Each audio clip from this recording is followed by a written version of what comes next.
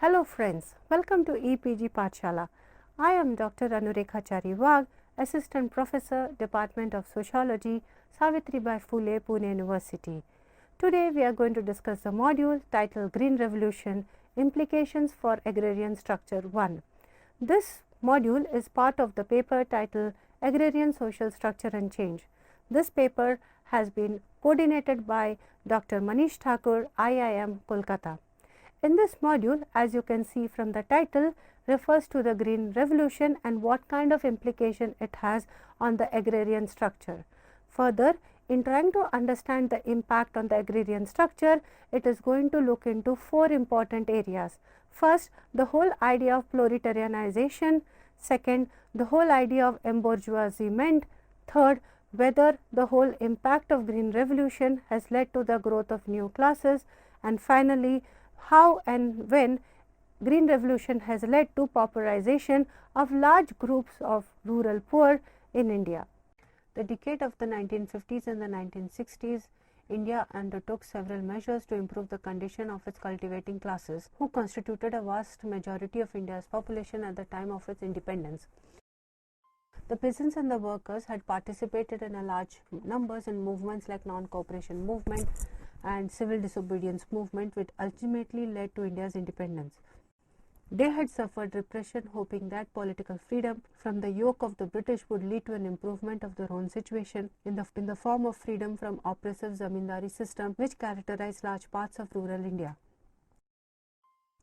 Radical land reforms consisting of tenancy reforms, imposition of land ceilings, abolition of intermediaries were envisaged as tools that would lead to a redistribution of land among the landless and alleviate poverty in the long run.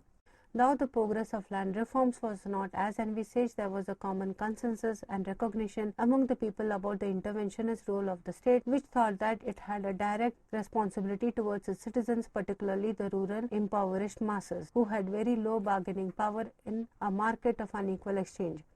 Even before the land reforms were properly underway, India faced a serious food crisis in the early 1960s, especially in the eastern region. The roots of this food crisis could be traced back to the colonial powers, which had not done much to improve the food production systems in the colonized nations during their reign. In fact, the British not only tampered with the existing community-based systems of land tenure by creating vested interest in land, they also practiced an extractive system which eventually led to the impoverishment of the land and the people who worked on it. To add to it, the population of these less developed, newly independent nations like India grew at a historically high rate. A series of back-to-back droughts in parts of India made the precarious situation even worse. By the mid-1960s, hunger and malnutrition became widespread in the developing countries of Asia. Countries like India increasingly became dependent on food aid from rich countries during this time. PL 480, or the Food for Peace program, was one such program whereby the Indian government was provided humanitarian aid in the form of concessional grant to import wheat from United States to tide over its food crisis. Although named Food for Peace, this was also a foreign policy instrument whereby the condition was that India would adopt technology developed in the United States with the support of Rockefeller and Ford Foundation for its agricultural modernization.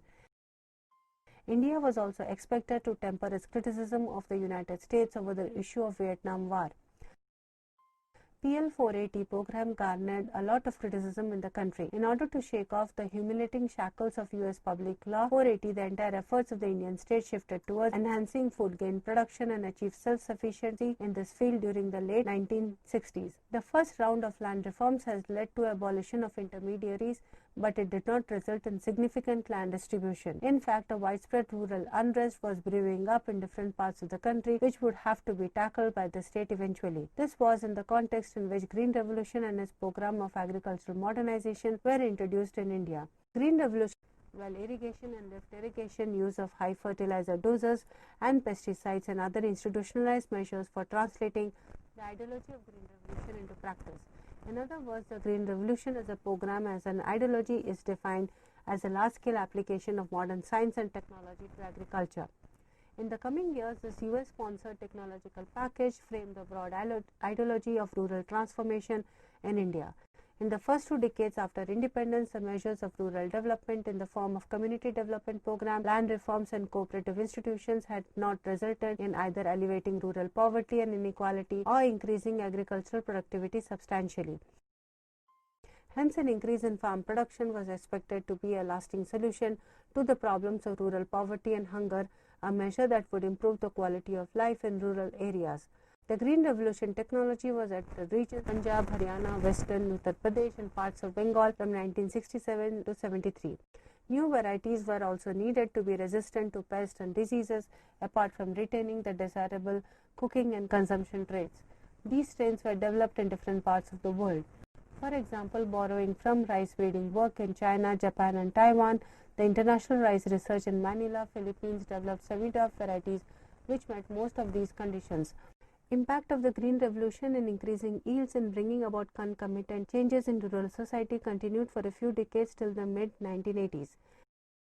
As reiterated in an earlier module, the achievements of the Green Revolution were manifold. It included an increase in the employment opportunities of the rural poor, and in the non-farm sectors, a moderate and selective rise in agricultural wages, modernization of agriculture, benefits accruing to farmers on account of introduction of a new technology, and increase in agricultural surplus and opportunities of investment, better nutritional opportunities offered due to a rise in income, and a reduction in food prices leading to a more diversified diet. But despite the initial achievements, several constraints and disturbing trends have continued to surface, affecting the projected growth of the agricultural sector.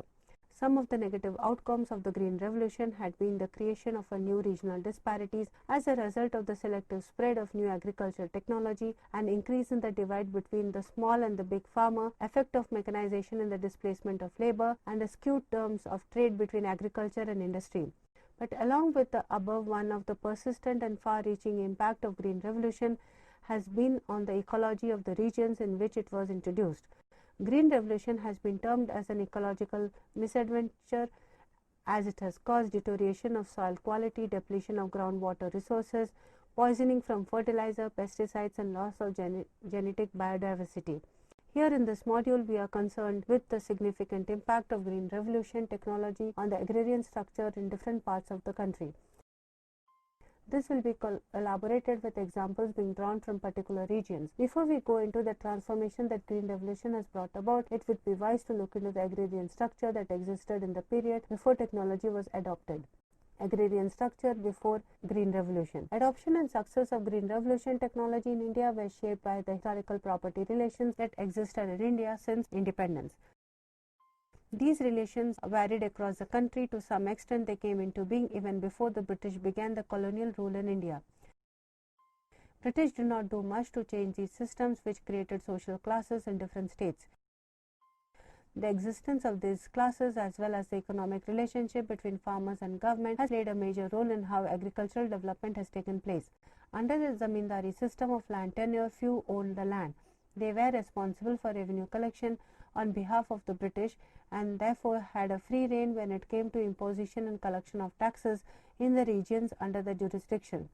Those who were unable to pay taxes had their lands taken away by the zamindar, giving rise to social disparity, whereby some had access to land and others did not.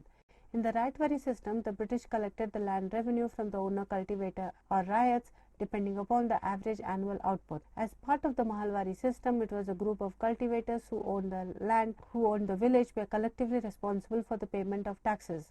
Often in the Mahalwari system, because of the collectivity consisted of a very few or sometimes even one landowner who owned the land in the entire village, it resembled the zamindari system in many ways. But the tax rates were variable here too. It depended on the rent paid by various classes of tenants, on the nature of soil type, on their caste status and the capacity to afford irrigation as well as the basic abilities to successfully cultivate the land. The Green Revolution technology was more suitable for areas in which conditions of capitalist farming existed. It is said that those areas which were historically under zamindari tenure received less of Green Revolution technology as economic and political power was concentrated in the hands of few landlords. Wealth distribution among peasantry is important because it determines how many farmers can really make risky investment in those of Green Revolution. Technological advancement depended upon the incentives of farmer to participate, that is, those who cultivate their own lands are more likely to make large investments in technology, whereas those working on the other's land do not have the incentive to do so. Thus, distribution of wealth and success of farmers across different states were affected by how land taxes were collected hundreds of years ago. Implications of Green Revolution for the agrarian structure. Green Revolution brought about complex multidimensional changes in Indian agriculture, whose impact is being felt even now. While some of the positive and negative socio-economic ecological impact had been touched upon in the earlier two modules, the emphasis here is predominantly upon the impact of Green Revolution on the agrarian social structure. What will be highlighted are the ways in which Green Revolution has led to the widening gap between small and big farmers, increasing proletarianization of cultivators, despite increasing agricultural yields, nutritional impact on the changing production relations on the poor, the growth of new class of the gentleman farmers interested in accumulating land for purposes of speculation other than cultivation, and despite rise in the wages also crop fields, the cost of degree of embourgeoisement of certain sections have been rather too high. One of the impacts of Green Revolution has been witnessed in the rural countryside is the process of proletarianization. Owing to the growing capitalist penetration in the countryside, the process of depeasantization has been accelerated, and consequently large number of small farmers and poor peasants have been pushed into the ranks of landless laborers. This proletarianization process has been found to be more striking in the Green Revolution areas. In view of this process of proletarianization, the improvement that the Green Revolution is expected to bring about in the conditions of wage laborers appears to be a distant mirage. At least the position of the rural poor, particularly the agricultural labor, as a class is not likely to be altered substantially vis-a-vis the rich farmers who virtually monopolize economic resources and control credit institutions in the countryside. By raising the productivity of land, the Green Revolution did not make it possible for farmers to grow 2 to 3 crops a year on a piece of land and thus enable rural workers to gain employment throughout the year as a whole. This resulted in the rise in the demand for agricultural labor. Billings and Singh estimate that the total number of mandates of the work of the agricultural labor went up from a total of 50 mandates to 60 mandates with the introduction of new technology for irrigating farmlands. However, when pump sets, wheat threshers, corn shellers and tractors were introduced, average demand for labor dropped down to 25.6 mandates. Now, in parts of Haryana, Green Revolution changed the patternistic relations between agricultural laborers and big farmers, replacing it with more contractual relations. There were reports that in most parts of the country, attached laborers were thrown out of work or were reduced to casual day laborers. Although mechanization of farm opportunities brightens the scope of employment opportunities and wages in the Green Revolution areas, migration of farm laborers from Bihar, Eastern UP, Rajasthan has affected the conditions of bargaining for a higher wage.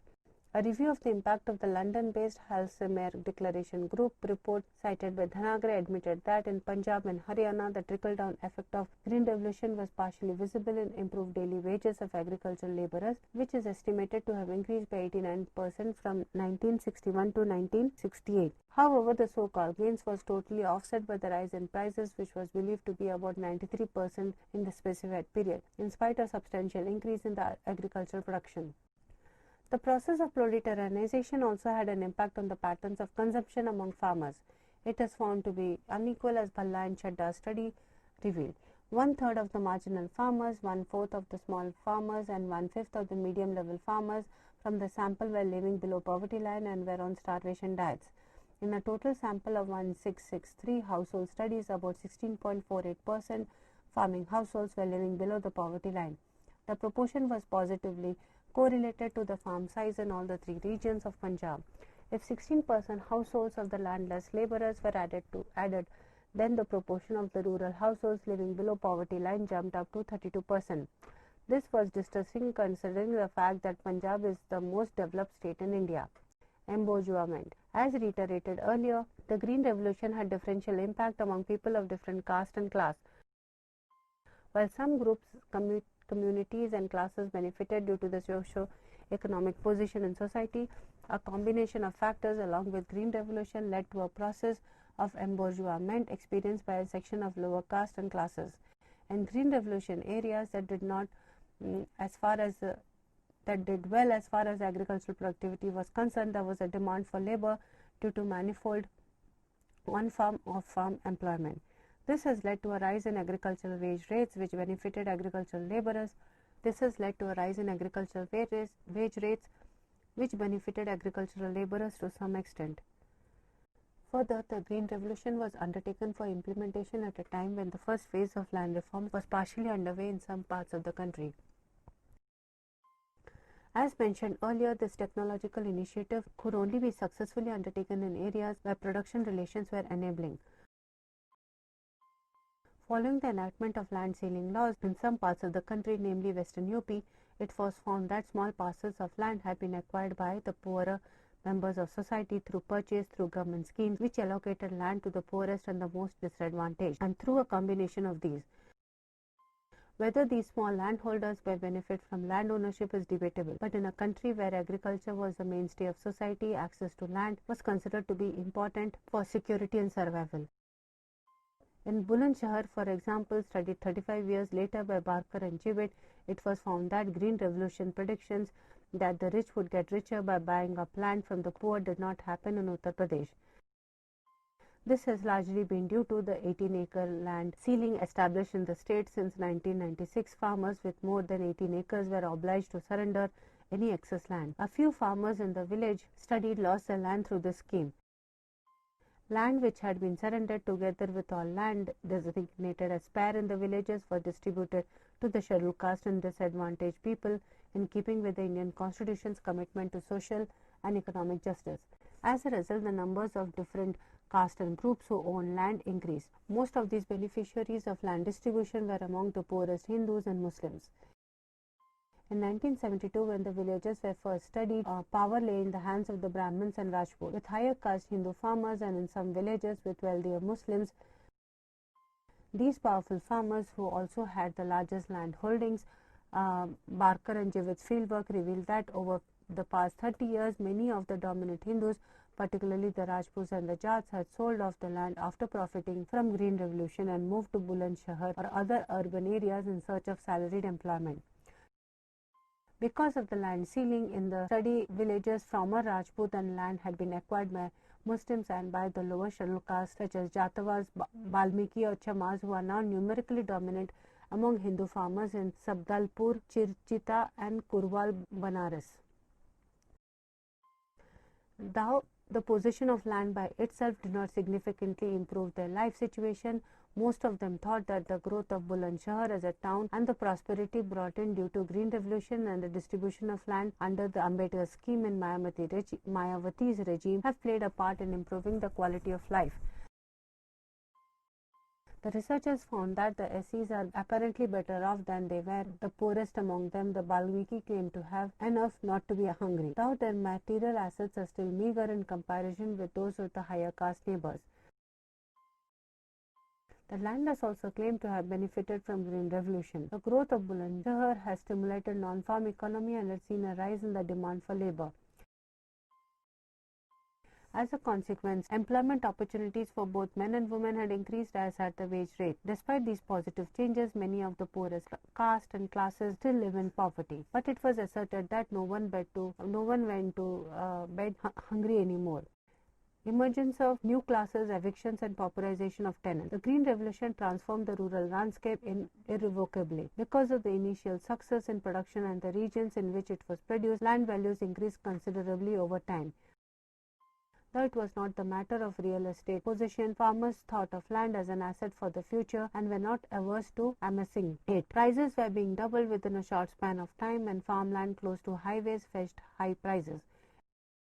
Any owner of productive land, irrespective of its location, always stood to gain if he were to sell even a part of his land. Profitability in farming was bringing about a change in the attitude of well-off farmers who were interested in investing more land than tax-free income could buy.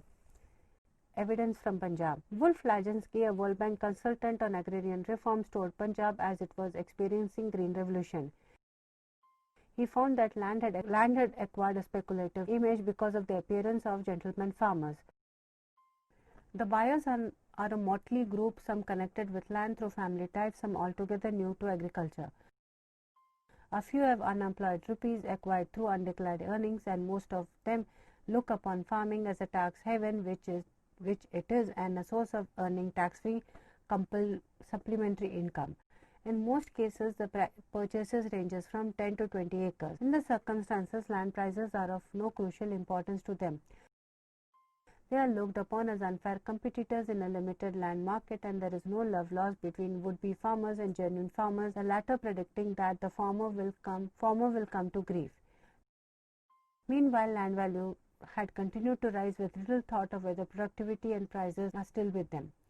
Another problem with the emergence of new classes and the rise of land prices during that period in Punjab was that no one wanted to lease out land to tenants anymore. Punjab, according to an estimate, had 5,83,000 tenants in the late 60s. The traditional crop sharing patterns were such that a tenant had to give 50% of the crops produced to the land owner as part of rent. But Punjab Security of Land Tenures Act of 1953 provided for a maximum rental not exceeding one-third of the crop.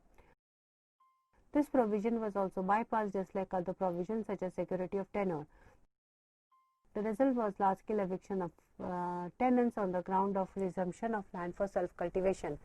According to an estimate provided by Punjab government in 1964, the number of tenants who are still holding lands after the commencement of the Act is 80,250. The vast difference is largely due to out ejectments, voluntary land transfers, or transfer of tenants to the status of sharecroppers or agricultural laborers. The new technology in Punjab demonstrated the profitability of farming, the Green Revolution technology. Coupled with high land values and absence of any effective restrictive rent measures, the upward revision of rents were inevitable. Rents moved from 50 to 70 to 30% of the crop in favor of the owner, making it difficult for tenants to sustain themselves. In order to sustain productivity, the package of inputs, seeds, fertilizers, waters, pesticides had to be used. But the rising cost prevented the tenants from using the inputs as prescribed. Only owner cultivators with sizable land holdings who also lease land are in a position to do just that. For the tenant, sharing of crop on a 70-30 basis was not a boon. Now they thought that raising rents as a consequence of raising land values was inevitable. It was hardship for those who could not extract the land from a large return enough to meet their requirements over and above the rental obligation and inputs, which they must be largely their own. Tenants are also at the receiving end when the owners farmers fear that they may claim occupancy rights over the land. This experience together not only led to the pauperization, was probably the beginning of economic stresses and strains of the poor peasant's household, which assumed serious proportions in a prosperous state like Punjab. Students, in conclusion to the module Green Revolution and the implications on the social structure, especially in terms of the agrarian social structure, we could see how Green Revolution transformed the social relations within rural India. Further, because of the Green Revolution, there widened the gap between small and large farmers. Further, what has happened is, because of the impact of Green Revolution, the profit for landed farmers has increased, thereby leading to greater pauperization and greater vulnerability and marginalization of the rural poor within rural India. Thank you.